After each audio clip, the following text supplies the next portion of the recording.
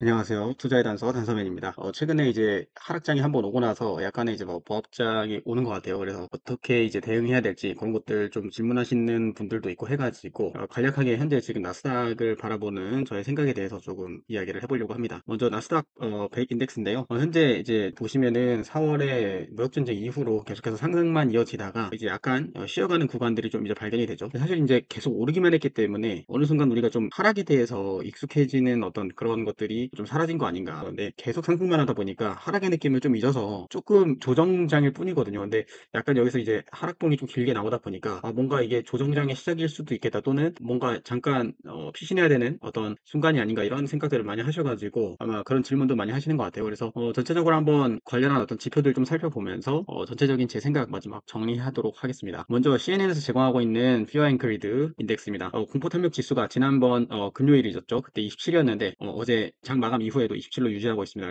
공포 탐욕 지수의 변동성 자체는 크지 않. 지금 지난주 금요일에 사실 지수적으로 봤을 때는 뭐 하락된 건 아니기 때문에 현재 그냥 이제 보합세에서 왔다 갔다 하는 그런 상황입니다. 다만 최근에 조금 특징적인 거는 우량주가 아니라 이제 조금 중소형주 중심으로 많이 하락을 했죠. 그러다 보니까 조금 위험하게 중소형주를 많이 들고 계신 분들은 제가 지난번에도 말씀드린 것처럼 비중을 조금 줄이시는 것들이 좋겠다.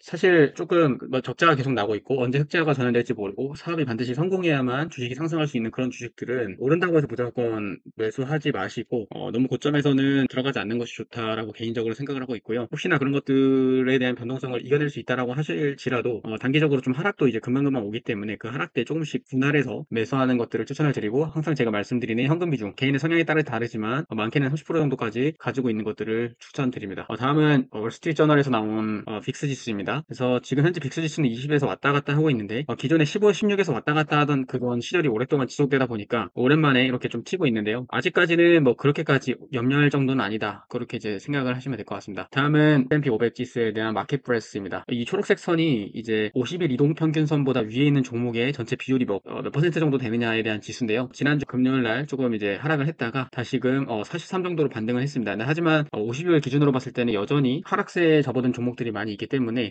조금 이제 회복을 할 수 있는지 그런 것들을 잘 지켜보셔야 된다, 그렇게 생각을 하고 있고요. 요거는 이제 참고만 하시면 되겠습니다. 그래서 그렇게 지금 현재 크게 막 우려할 정도는 아니다. 그래서 반등을 준비하고 있다, 그 정도로 보시면 되겠습니다. 다음은 AIII 개인 투자 협회에서 제공하고 있는 마켓 센티먼트입니다. 이 지수는 초록색이 앞으로 한 6개월 이후에 장이 상승할 것이다라고 베팅하는 게 33.7%, 반대로 하락할 것이다라고 베팅하는 비율이 46.1%, 나머지 중립인데요. 9월 말부터 해가지고 10월 첫째 주, 둘째 주, 셋째 주 넘어가면서 마켓 하락에 대한 베팅이 조금씩 많아지고 있는 상황이고요. 반대로 마켓이 계속해서 상승할 것이라고 하는 불리시에 대한 센티먼트는 최근에 굉장히 큰 폭으로 하락한 것을 보실 수가 있습니다. 많은 개인 투자자들이 단기적으로 차익을 실현한다든지 아니면은 하락에 대한 공포 때문에 매물을 좀 팔고 나서 관망하고 있다, 그렇게 보시면 되겠습니다. 저는 사실 이 지표를 역으로 활용을 많이 하는데요. 개인이 많이 팔고 나갔고 지금 보시면은 이거 다 현금이거든요. 그러면은 앞으로 이제 조금씩 하락을 할 때 이 현금들이 다시 들어올 가능성이 높다. 그래서 우리가 경기 침체나 배어장을 걱정해야 되는 것은 맞지만 단기적인 조정장은 항상 우리에게 더 많은 수익을 가져다주는 그런 시기였음을 기억하시는 것이 좋겠습니다. 마지막 단서맨의 생각으로 마무리하도록 하겠습니다.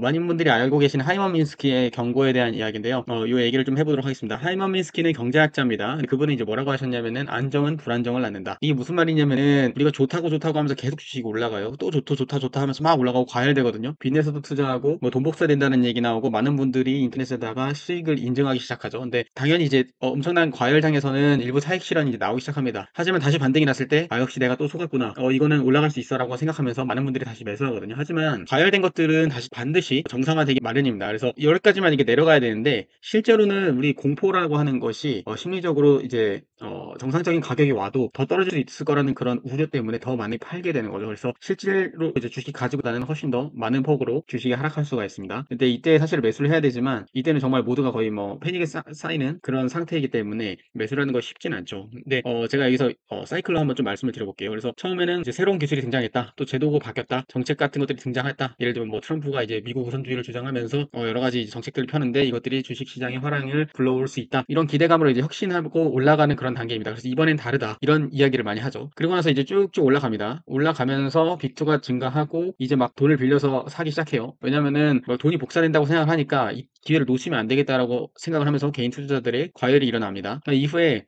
이제 투기 단계가 되는 거예요. 그래서 가격 상승이 이유가 됩니다. 즉 이게 뭐 회사가 좋고 기업의 실적이 좋고 이런 게 아니라 그냥 가격이 오르니까 사는 거예요. 오르니까 사는 거야라는 이제 말들이 나오기 시작하죠. 그 이후에 어떤 단계가 일어나냐면 불안의 단계가 옵니다. 근데 이거 너무 많이 오른 거 아니야? 이제 떨어지지 않을까? 그럼에도 불구하고 어떻게 생각하냐면 대중은 진입해요. 왜냐면 기관들은 이때 팔거든요. 펀더멘탈 이상으로 주가가 올랐기 때문에 향후 하락을 준비합니다. 하지만 개인 같은 경우는 이때 아니면 돈을 벌 수 없어. 다들 하니까 괜찮을 거야. 나만 하는 게 아니야 하면서 계속해서 주식을 들고 있게 되죠. 하지만 이제 실질적으로 이제 큰 하락폭에서 결국에는 신용경색과 강제청산 이런 것들이 이제 나타나면서 이때 왜 팔았지? 뭐 이런 이제 후회를 하게 되는 이게 IT 버블 때도 마찬가지였고요. 닷컴 버블이라고 부르는 IT 버블. 2008년에 서프라임 모기지론이 일어났을 때 금융위기라든지 21년에 또 민주식 계속해서 똑같은 일이 계속 일어났다는 거예요. 실적이 좋은 주식들은 그 밸류에이션에 맞게 가져가야 된다고 보고 있고요. 실적이 아직 좋지 않거나 또는 적자인 그런 기업임에도 불구하고 어떤 시장이 오르니까 또는 주변에 있는 사람들이 매수를 하니까 사는 것들은 상당히 위험한 단계에 있다. 그렇게 개인적으로 판단하고 있습니다. 그래서 아까 보여드렸던 Fear and Greed 인덱스 같은 경우도 이제 많이 떨어져 있고 오늘 27까지 내려갔었죠. 그래서 이게 뭔가 나는 괜찮을 거야라는 생각으로부터 우리가 좀 벗어나야 된다. 저의 결론은 하나입니다. 그러니까 뭐냐면은 현금을